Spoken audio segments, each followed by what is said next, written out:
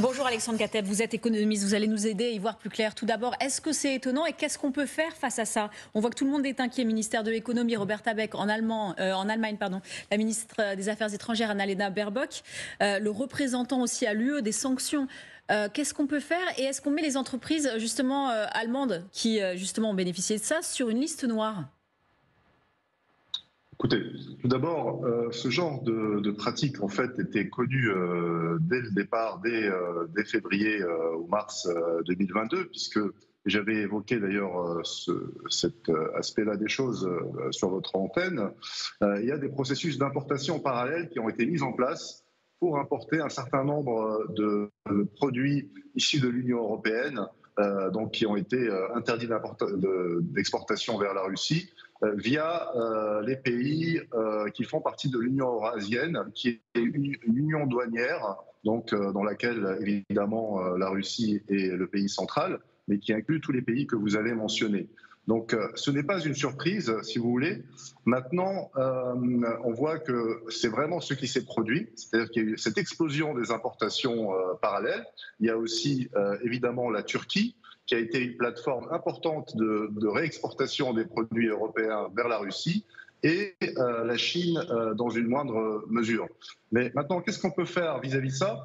Je crois qu'il faut se rendre à l'évidence que ces sanctions ont un effet ou un rendement marginal décroissant. C'est-à-dire que plus on multiplie en fait ces rounds de sanctions, et plus l'impact réel sur l'économie russe et sur les pays qui l'entourent diminue.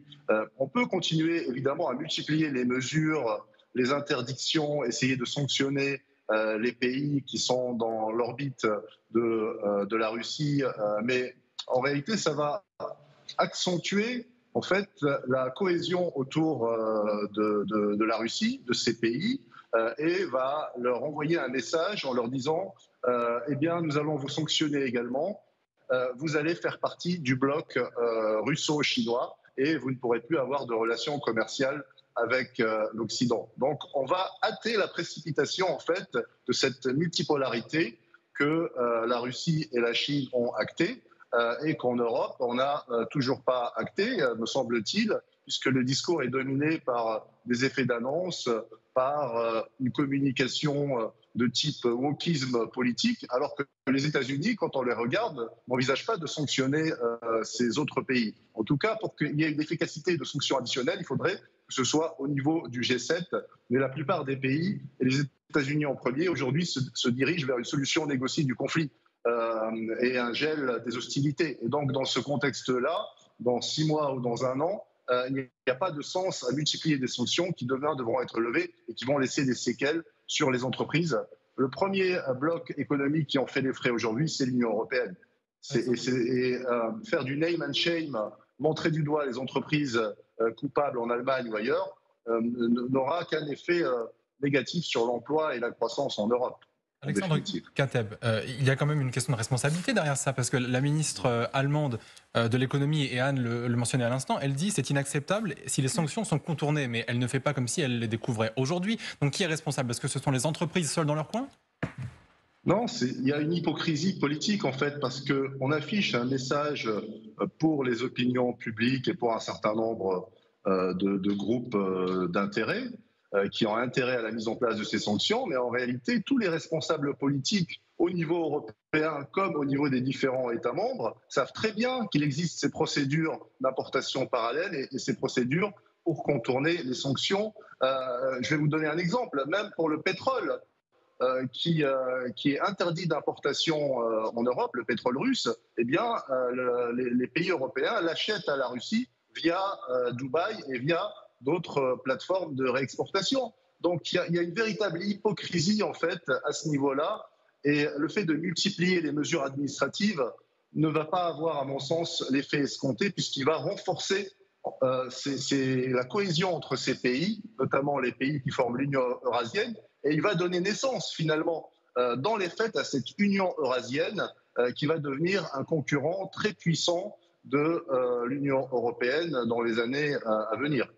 Alors Alexandre Kateb reste avec nous parce qu'on va vous faire réagir justement. Le Kazakhstan lui a répondu à des accusations. C'est vrai que l'Allemagne depuis le début de la guerre, elle exporte 2 fois plus au Kazakhstan, aussi à l'Arménie et la Géorgie depuis le début. Mais le Kazakhstan lui il a tenu à répondre. Écoutons. Je suis convaincu que la Russie saura faire face aux difficultés actuelles. C'est un grand pays avec une économie assez importante. Et la Russie, comme nous l'avons vu par le passé, sait très bien gérer les situations extrêmes. Mais les sanctions sont des sanctions, nous ne devons pas les violer, d'autant plus que nous recevons des notifications indiquant qu'en cas de violation des sanctions dites secondaires de l'Occident s'ensuivront contre notre économie. Il s'agit donc d'un travail très délicat et très complexe, que j'appellerais un voyage entre Silla et Charybde. Natalia Turine, le mot a été lâché tout à l'heure. Est-ce qu'on est dans une hypocrisie générale où tout le monde l'est un petit peu à sa manière? Absolument. Moi, je pensais qu'on allait arrêter les sanctions à 10, comme des 10 plaies égyptiennes. Maintenant, on propose la 11e. D'autant même que les 9 premiers trains de sanctions n'étaient pas spécialement ambitieux. Le 10e l'a été davantage. Notons ça tout de même. Oui, mais bon, la Russie continue de recevoir énormément d'argent. Et avant de parler des petits mécanismes des machines à laver, il faut quand même rappeler qu'il y a le Titan que la Russie vend, y compris à la France, qui fait avec Titan, c'est ça? le Titane, oui, Ouais. le Titane, et la France fait des Airbus avec ça, et la France vend les Airbus à la Chine. Ben, qu'est-ce qu'il va faire sans les Titans, sans le Titane? Après, il y a le Palladium, il y a aussi l'uranium que la Russie vend à la France et même aux États-Unis. Donc il y a tout ça. Après, il y a les organisations comme Sibneft qui tout d'un coup disparaissent et deviennent des sociétés avec un autre nom. Et puis, par exemple, il y a, malheureusement, j'ai oublié le nom d'une toute petite société de transport maritime indienne qui est devenue en un mois la numéro 1 mondiale. Pareil pour le pétrole d'ailleurs. On a Exactement. vu des sociétés indiennes devenir absolument florissantes. Voilà. Justement, et quand on va se concentrer sur les petites pièces détachées qui passent par le Kazakhstan, et la réponse de Kazakhstan, c'est surtout cette présence aujourd'hui sur la tribune du président. Thierry Volton, c'est compliqué de voir où on met le curseur. On parlait du 11e paquet de sanctions européennes avec Guillaume, qui prévoit par exemple de sanctionner 7 entreprises chinoises qui auraient été soupçonnées d'avoir aidé la Russie. Là aussi, on a l'impression que c'est des mesurettes finalement. Oui, alors moi je suis très gêné sur ce sujet, je vous le cache pas, Pourquoi? parce que moi je suis du côté de la moralité. Alors évidemment la moralité, on n'en voit pas beaucoup dans le business, hein, soyons clairs. Donc je trouve, contrairement à ce qui a été dit à l'antenne par votre économiste, je trouve que, alors je ne sais pas l'efficacité des sanctions, j'entends bien, et je ne veux pas en discuter parce que je n'ai pas les compétences pour ça, mais je trouve que les sanctions ont une fonction inefficace peut-être économique, mais morale. Et je pense que, alors, j'entends bien le discours en disant ça va diviser le monde, la multipolarité, etc. J'entends bien, mais je pense que si les Occidentaux, les capitalistes, les démocraties plus exactement, employant le terme de démocratie, se disent que finalement tout ça, ça sert pas à grand chose et on laisse faire, je trouve que c'est très dangereux. Alors c'est peut-être inefficace, mais je pense que moralement c'est efficace. En tout cas pour nos valeurs, les valeurs démocratiques, j'entends bien. Alors je comprends bien que je suis peut-être un discours un peu particulier, mais moi ça a toujours été mon discours depuis longtemps. Je veux dire face à l'Union soviétique, face à la Chine, etc. Donc face à la guerre poutinienne, je pense que notre devoir, je dirais, d'occidentaux, de démocrates et d'entreprises capitalistes qui appartiennent à ce monde-là, c'est évidemment de respecter les sanctions éventuellement et de les appliquer. Voilà. Et je suis désolé que ça ne se fasse pas. Alexandre Kateb, qu'on soit bien d'accord, ce fameux 11e paquet de sanctions, on l'a dit, il pourrait, hein, c'est une information toujours du Financial Times, il pourrait viser la Chine, justement parce qu'elle permet à la Russie de s'armer, notamment. Est-ce que, malgré tout, nous, si les Européens, on décide de sanctionner la Russie, ça n'est pas un peu dangereux, quelque part un risque de se mettre la Chine à dos, là où on a spécialement besoin de faire pencher à la balance de notre côté?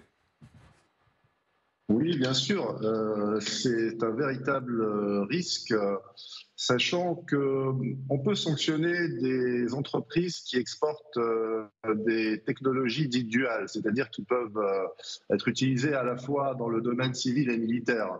Là, c'est quelque chose qui peut être, sinon compris par les Chinois, du moins accepté dans une certaine mesure. Et ça a déjà été fait par le passé pour d'autres conflits.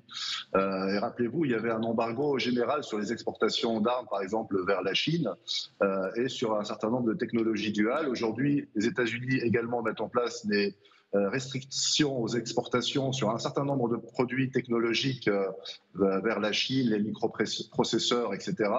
Toujours avec cette idée qu'elle pourrait être utilisée à des fins duales, même si on sait très bien qu'il y a aussi une part de protectionnisme et de guerre économique dans ces décisions.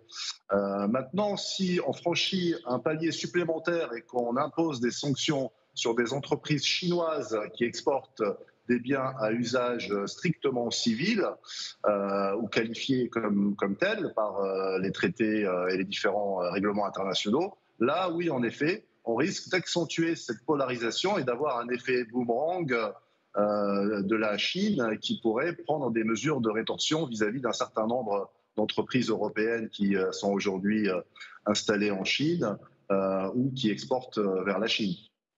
Benoît Billon, c'est un véritable casse-tête. Hein. Oui, alors j'ai envie de dire, moi je l'interprète d'une manière assez simple, c'est l'Ukraine demande des obus qu'on ne peut pas fournir, donc on prend des sanctions économiques parce que ça c'est quelque chose qui est faisable. J'entends l'argument moral bien sûr, maintenant il y a un argument de réalisme aussi qu'il faut poser. On est dans des économies on est dans une économie mondiale qui est interconnectée, donc c'est extrêmement complexe en réalité de savoir quelle est la circulation des biens, les exportations et les réexportations. Donc oui, c'est un casse-tête. Et puis d'autre part, il y a aussi la question des intérêts économiques. Enfin, le cas allemand est intéressant. Pourquoi ? Parce que l'Allemagne, elle a besoin absolument de trouver des partenariats de substitution au marché russe. Et que son économie ne va pas bien. Donc à un moment, les dirigeants prennent aussi des décisions, que ce soit les dirigeants d'entreprise ou les dirigeants des pays, en fonction d'un intérêt national qui malheureusement, on peut le déplorer, n'est pas forcément défini par des considérations morales, mais par des considérations pragmatiques, tout simplement. Effectivement, et vous restez avec nous parce que dans un instant, on va s'intéresser à ce défilé et à ce discours du 9 mai de Vladimir Poutine. Alors seulement une promesse a été faite, celle de venir à bout de cette guerre en